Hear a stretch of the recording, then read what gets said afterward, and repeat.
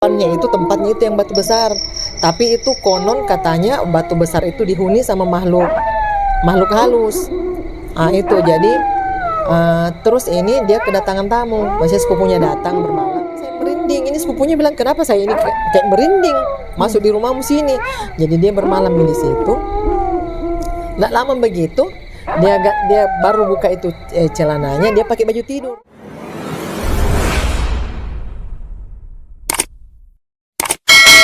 Assalamualaikum warahmatullahi wabarakatuh.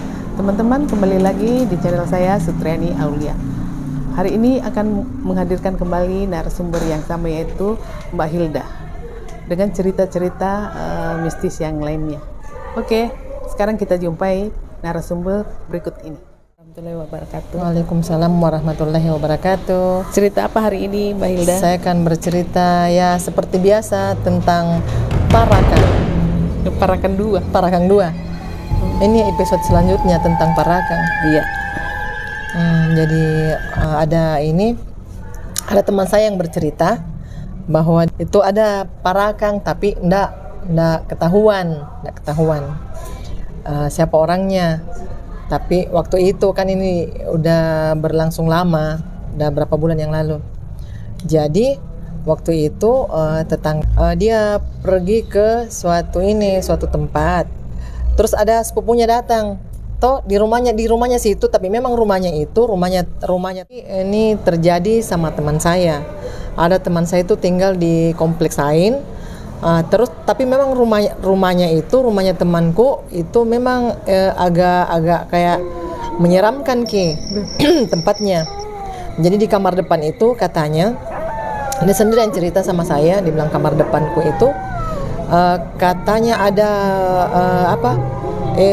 ada makhluk yang yang huni di situ, tapi dia sebelum masuk rumah memang sudah ada. Yeah. Tapi katanya ini tetangganya yang sebelum masuk itu memang itu kamar depannya itu memang seram sebelumnya, karena ada orang yang penduduk lama itu, dia tahu itu tempatnya di situ. Itu katanya ada batu dulu di situ. Ada batu besar. Itu kamar depannya itu tempatnya itu yang batu besar. Tapi itu konon katanya batu besar itu dihuni sama makhluk halus. Itu jadi terus ini dia kedatangan tamu, maksudnya sepupunya datang bermalam di kamar situ. Dia jadikan ruang tamu. Jadi otomatis kalau ada tamunya datang pasti di situ dikasih bermalam tuh, dia kasih nginap di situ, dikasih tidur.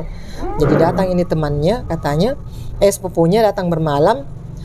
Dia ini sepupunya, sementara jadi ini anaknya masuk makan, ini sepupunya di dalam, disuguhkan makanan sama yang punya rumah, ini temanku. Sampai di dalam, ini anaknya bilang begini, ibu ada tamu di luar. Dia bilang begitu, itu anaknya. Dia bilang siapa? Dia bilang suruh dulu masuk sebentar, karena saya mau suguhkan makanan ini tamu. Sepupunya ceritanya mau bermalam, ya mau nginep di rumahnya. Jadi sudah sampai di dalam situ, ibunya itu baru mau keluar. Dia bilang ibu katanya kita dikenal sama ini orang. Dia bilang siapa? Suruh saja dulu duduk.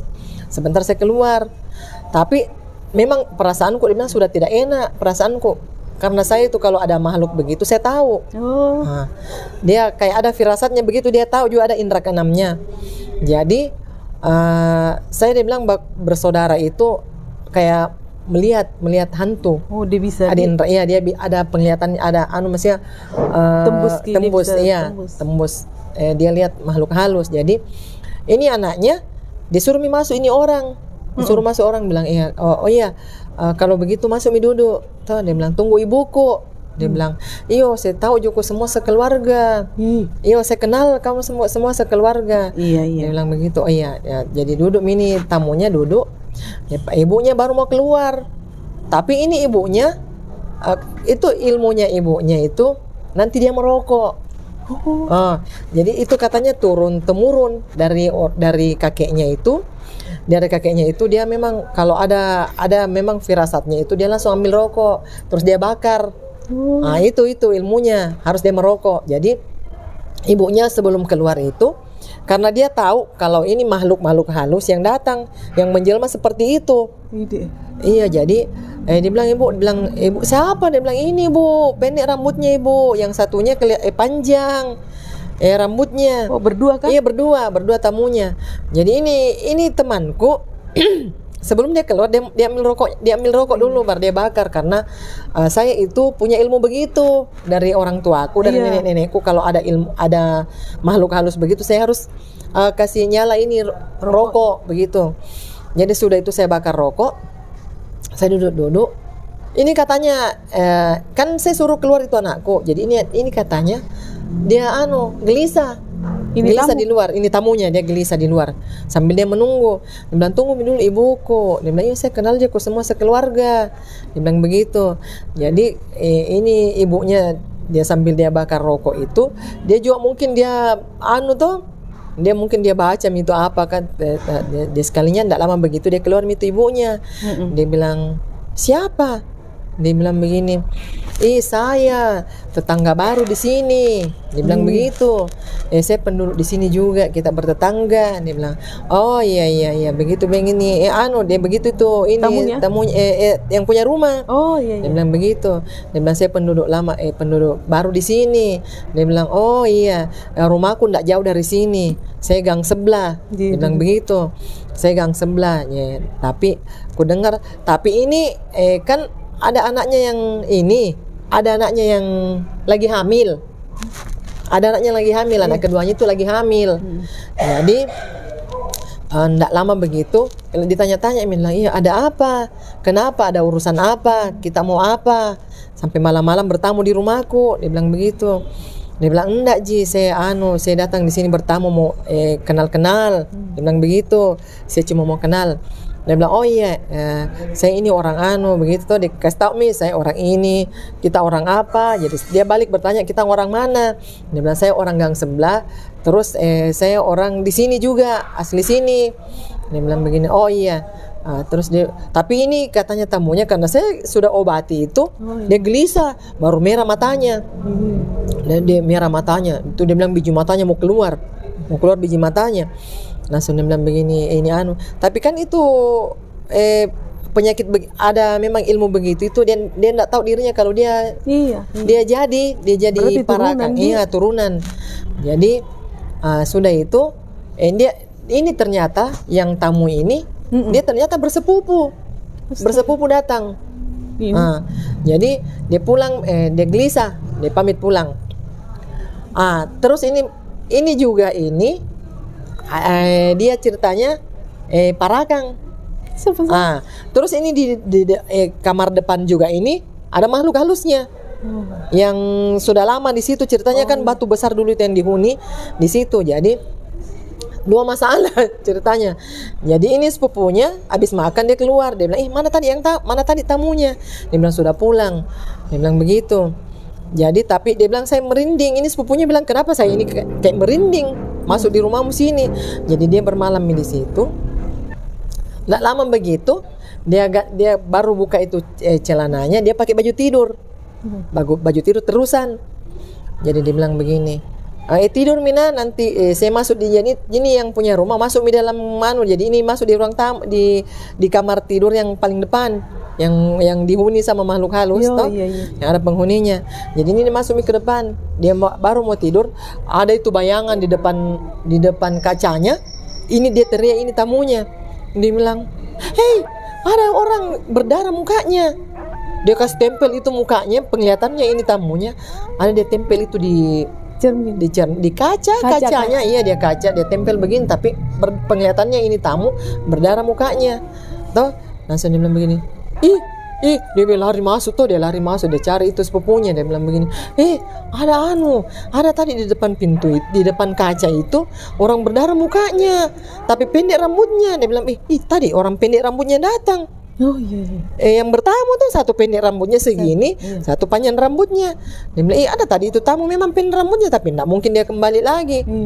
Tapi ini temanku ini dia lupa kalau dia pesan nisan. Dia lupa kalau dia pesan nisan. Jadi itu nisannya ada di depan kamar saya taruh. Cuma saya tidak kasih masuk di rumah karena besoknya begitu kan ini nisan saya mau bawa ke kampung. karena dia pesan itu Nissan, dia mau bawa ke kampung ini Nissannya, tapi dia kasih bermalam di situ di teras, atau mungkin karena itu sampai ini orang semua makhluk-makhluk datang toh. Jadi saya taruh di situ Nissannya, dia bilang siapa begitu, siapa ini tamu, nggak mungkin. Tapi kan dalam hatinya temanku, iya memang ini kamar depan ini memang memang seram, memang sering dia kasih takut-takut orang di situ. Jadi sekalinya itu dia bilang begini, ini tamunya langsung nggak jadi bermalam. Dia banu beng, dia kasih tinggal itu celana anunya, dia pakai baju tidur, dia simpan itu bajunya, dia lupa langsung dia keluar, nggak bilang-bilang sama ini temanku, bilang dia pulang karena dia takut tidur, nggak bisa tidur di situ tuh karena dia takut Terus dia bilang begini, ini temanku. Jadi sekalinya ini sepupunya, dia sudah pulang sampai tengah malam itu dia pulang. Jadi dia pulang itu terus dia bilang begini, mana ini tamunya. Terus dia ini yang punya rumah, dia nggak tahu kalau ini sepupunya sudah pulang. Karena ini penghuni kamar ini dia ganggu sama ini yang mau nginap. Terus dia pulang dia telepon, tinggal dia telepon itu sepupunya, dia bilang begini, saya pulang, saya tidak bisa tidur di mau banyak sekali suara-suara, kayak ada orang bisik-bisik sama saya itu, kayak ada orang berbisik di telingaku, bilang begini, begitu kayak desahan-desahan begitu suaranya. Jadi dia bilang begini, kenapa itu kamarmu di depan tidak bisa tidur, dia ganggu kita terus, penghuni kamarmu yang di depan, dia bilang begitu. Jadi setelahnya itu dia pulang dia telepon itu besoknya begitu datang lagi ini bukan lagi ini mengganggu ini jin yang di depan, ada lagi tuh parakang datang, dia lagi, tapi ini anaknya karena dia hamil muda, mungkin itu dia cium bau harum, karena konon katanya kalau itu orang parakang itu kan dia suka itu orang yang hamil, lagi hamil tuh.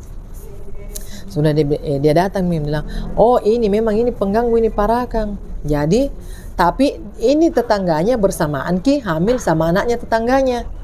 Anaknya juga tetangganya itu ada juga yang hamil muda. Jadi sekalinya di situ dia pulang ini parakang pagi-pagi dia datang bertamu. Dia bilang, ini yang tadi malam ini yang datang dia datang di tetangganya yang satu tuh. Dia datang bertamu di tetangganya yang satu.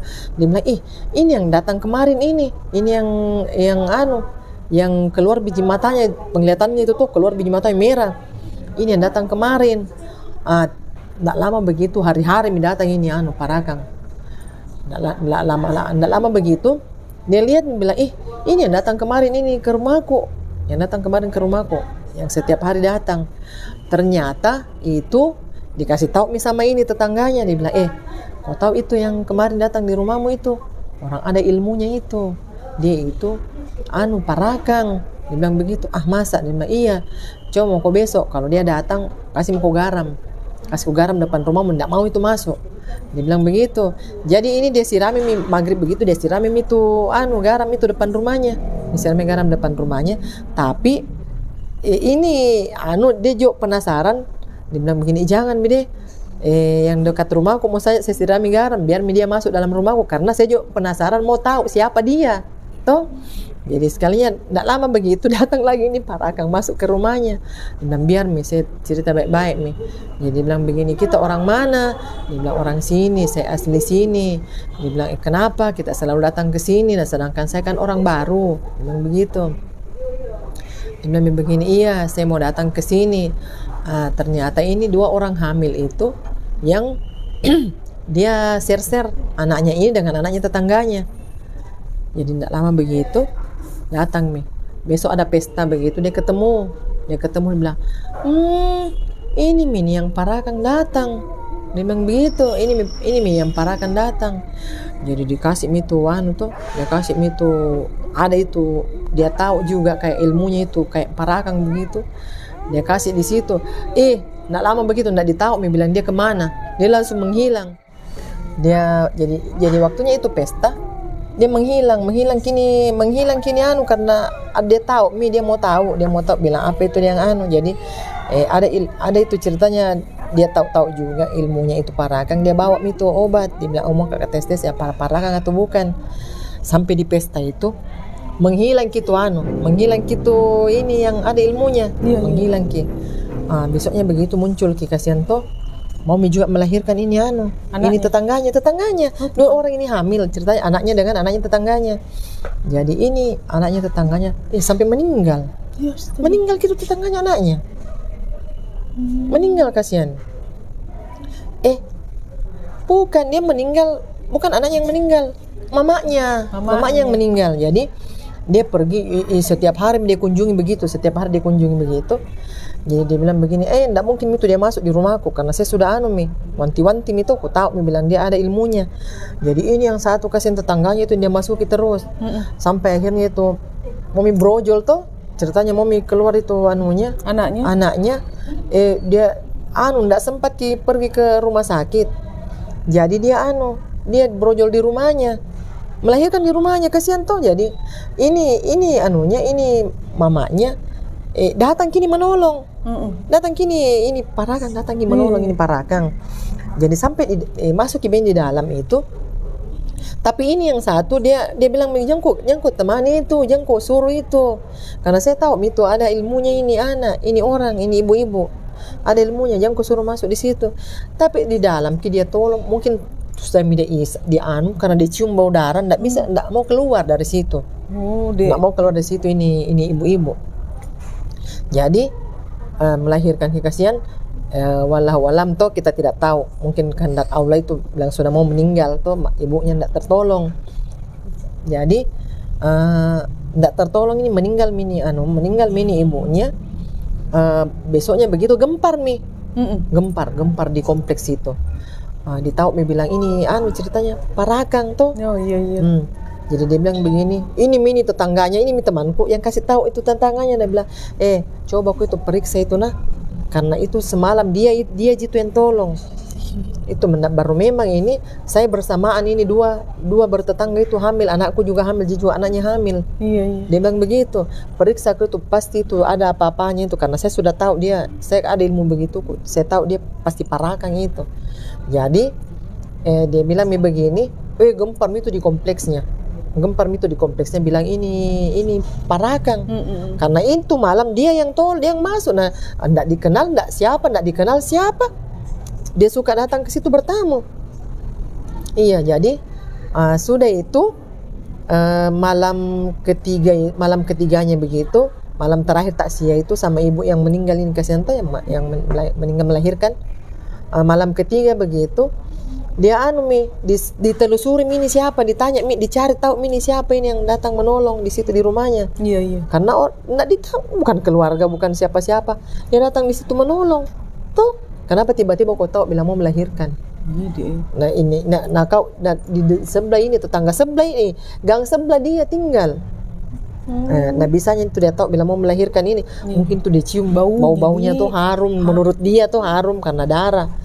Jadi ditelusuri itu sampai diusir di kompleks. Jadi enggak ada Jadi dia sekarang itu enggak ada, dia sudah pergi dari rumah, dari situ di kompleksnya itu. Karena ditahu bilang ada ilmunya begitu. Begitu jalan ceritanya. Jadi begitu jalan ceritanya. Ini sebenarnya kalau kita dengar ceritanya ini memang tidak masuk akal, tapi ini betul terjadi karena ini yang kejadiannya ini temanku ini yang ngomong begitu tentang kejadiannya ini, karena dia tidak tahu siapa ini orang. Dia tiap hari datang bertamu. Kalau bukan di rumahnya ini, rumah tetangganya, sama-sama. Jadi ini tamu misterius, siapa dia tidak tahu siapa apa, dia cuma bilang di kompleks itu nanti ada terjadi, baru ditelusuri ternyata ya memang ada ilmu itunya, ilmu parakangnya, baru kan dia tidak tahu dirinya, nanti dia tahu itu kalau mungkin dia tiba-tiba dia cium darah atau bagaimana. Baru di daerah tempat kita ini memang terkenal itu daerah pakai parakang begitu. Daerah memang kalau begitu. Jadi mau percaya tidak percaya ya makhluk itu pasti ada parakang. Tadi sepenggal cerita mistis yang diceritakan oleh narasumber, dan ceritanya sungguh sangat menyeramkan. Apalagi dinonton pada malam hari. Makanya kita ambil gambar ini siang-siang ya. Iya, siang-siang karena pada takut semua. Terima kasih untuk teman-teman yang sudah menonton. Jangan lupa di subscribe, like, komen, dan share. Sampai Terima kasih jumpa. yang sudah menonton. Assalamualaikum warahmatullahi wabarakatuh.